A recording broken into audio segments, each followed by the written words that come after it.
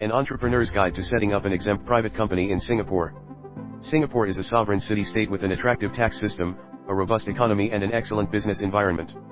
It has been ranked as one of the easiest places to do business consistently over the years. Businesses in the country can be categorized into unlimited or limited companies, as well as private or public companies.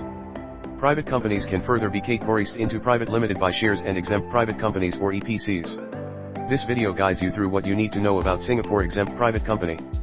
Unlike a non-EPC private company, an exempt private company has a maximum of 20 shareholders.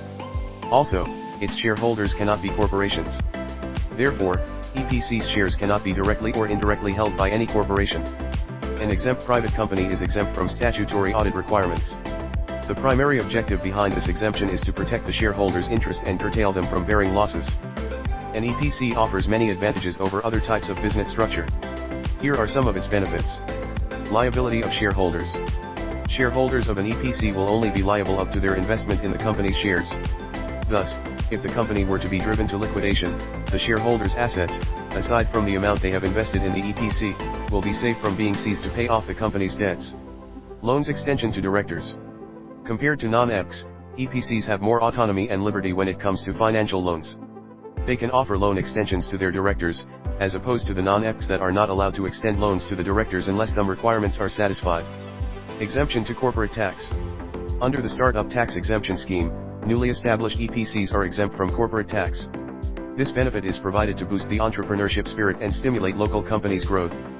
Filing of simplified annual returns. ACRA has simplified the process of annual returns filing for solvent EPCs to help ease their burden.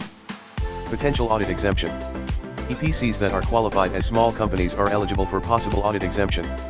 Entrepreneurs intending to establish an EPC successfully should satisfy the following requirements. Has at least one shareholder. Has at least one director who lives in the country and is at least 18-year-old. Has at least one corporate secretary who is a licensed person living in the country.